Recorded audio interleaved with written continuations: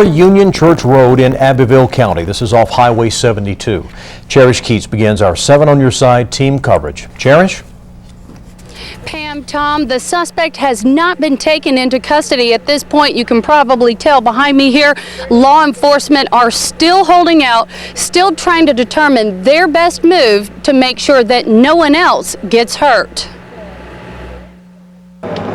It all started when 2 deputies responded to this home on Union Church Road. Shots were fired and it went out over 911 communications that 2 officers were down.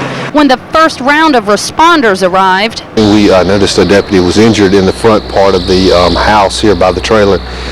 Several of us got together and we knew we had to get him out. They risked their lives to save 63-year-old Donnie Ouzts, who's a deputy and a constable with the magistrate's office. They were able to place a patrol car between the house, the deputy's car, and the wounded deputy. And they were able to put the deputy into the deputy's car and get out. Deputy Ouzts did not survive. Witnesses and other sources tell me that the shooter was upset because the Highway 72 widening project was taking up his front yard. Now, we have talked to several people who live around this area, and they say that Stephen Bixby is the man who lives in the home that authorities have surrounded. Now, we've heard negotiators calling out over a bullhorn for someone named Stephen, but at this point, he has not officially been named as a suspect. Pam, Tom? All right, Cherish, hopefully this is all going to come to an end very soon. Yes. Thanks for the latest. 7 on Your Side team coverage with the latest. Cherish? Well, Tom, we just wrapped up a media briefing with Sheriff Charles Goodwin. He is the Abbeville County Sheriff. Now, he says law enforcement are still working out a strategy on how they're going to enter the home where the officer and the shooter are believed to still be. Now, Sheriff Goodwin says an officer was called to the home at around 9 o'clock this morning for an unknown reason. When that deputy did not answer a call from another officer, 2 more deputies came out for backup. One escaped, but 63-year-old Donnie Ouzts was shot and killed. Police say that the officer who is still inside the home is Deputy Danny Wilson. At this point, it is still a touch-and-go situation. I feel very badly about what happened here, and anytime that officer goes down in the line of duty, you know, my heart goes out to the family and whatnot of these officers. As I said before, they're a great officer, well respected by the community.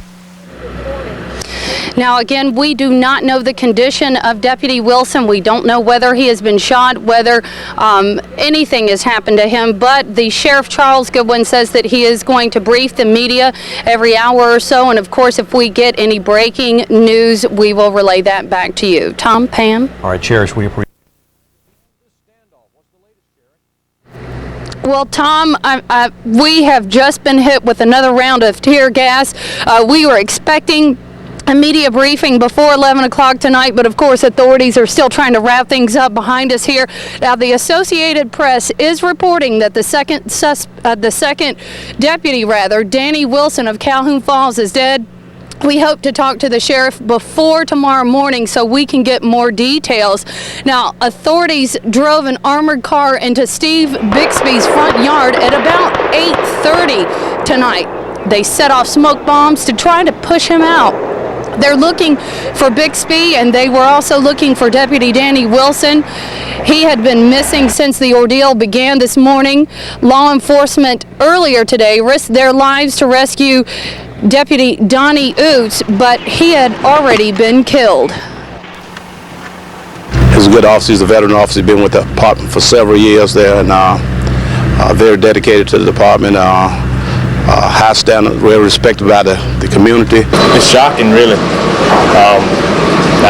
Like I said, I never believed that something like this would happen, even in, just around here, this close to home. Now, the Sheriff Charles Goodwin, the Abbeville County Sheriff, tells me that he believes this incident began over a land dispute. Highway 72 is being widened along this area, and we are told that Steve Bixby was upset over land, some property that was being taken out of his front yard. We hope to talk to the sheriff later on tonight. We will bring you the very latest in the morning. Tom? Pam? Pam, we are standing in front of the Bixby home where investigators have spent most of the day collecting evidence. And just to give you an idea of the intensity of last night's gunfight, we found bullet shell casings even far away from the crime scene. This house is riddled with bullet holes. As investigators gathered evidence, Rita Bixby was the first to stand before a Greenwood County judge. She's charged with accessory before the fact of murder, criminal conspiracy, and misimprison of a felony, meaning she knew about the planned attack but didn't report it to police. Then her son, Stephen Bixby, was brought into court and charged with 2 counts of murder and conspiracy. In a bizarre twist, Stephen Bixby talked to us when the judge took a short recess. Why did you do it? Why did I do it? We didn't do it. They started it. But Sheriff Charles Goodwin says Deputy Danny Wilson just stopped by the Bixby house to talk about a property dispute. Wilson had been at the house for some time when his fellow officers tried to contact him. He didn't get an answer. 911 called him, didn't get an answer. Then the lieutenant went by, and in the meantime, a call came in to 911 that a deputy at that residence had been shot. We asked Stephen Bixby if he's part of a militia. Everybody is that agrees with the Second Amendment of the Constitution. A well-regulated militia being necessary for the security of a free state. 74-year-old Arthur Bixby was also charged with 2 counts of murder and conspiracy. Rita and Stephen Bixby pled not guilty today, but since it's a capital murder case, the magistrate judge had to deny bond. That is now up to a circuit judge. If they are convicted of the murders, they could face life in prison or death.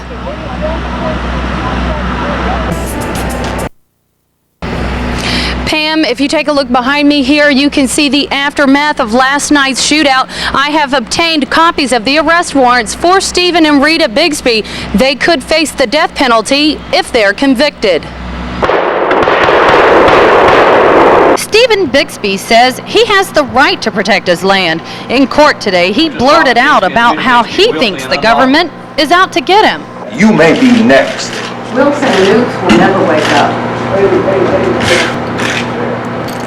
You're living in your own little fantasy world.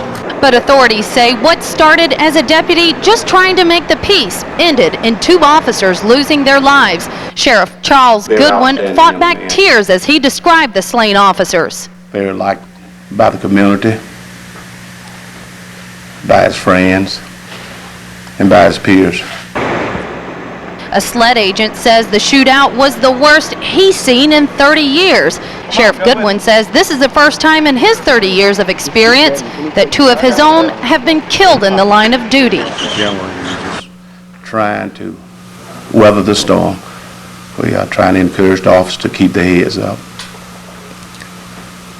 That what Danny Officer Wilson would want us to do. Now, the father, Arthur Bixby, is also charged with 2 counts of murder and conspiracy, but his injuries kept him from being in court today. Sheriff Goodwin did not release any more specific information about evidence or the investigation. Those details will have to come out in court. Pam, Tom. Very tough day, Pam. It was a very emotional service, and most people tell me that they're still trying to come to grips with this tragedy.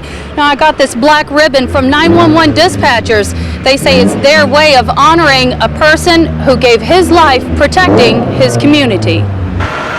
You could see law enforcement and EMS for miles filing in one by one to honor Constable Donnie Ouzts. Donnie was just a great person. I mean, always smiling and just willing to help everybody. The flag at half-staff, a 21-gun salute, and tears of disbelief. Everybody's still pretty much in shock. I don't think it's really hit until today, you know, how much everybody's going to miss him. It's just a terrible thing to happen. It's not like he died of a stroke or anything. It was just a violent death, and it's hard to grasp. These officers, like Donnie Ouzts, risk their lives every day, risk being killed and taken away from their loved ones. That's part of what made Constable Ouzts special. Greater love hath no man than he lay down his life for his friend, and Donnie was that kind of person. We got to continue to do our job and work for the community and just pray on a daily basis and let God take charge. Friends say Donnie was a religious man. This is Carl Hall for 150, for 1 years. And that's why they see this as a homecoming. You're pleased to go home.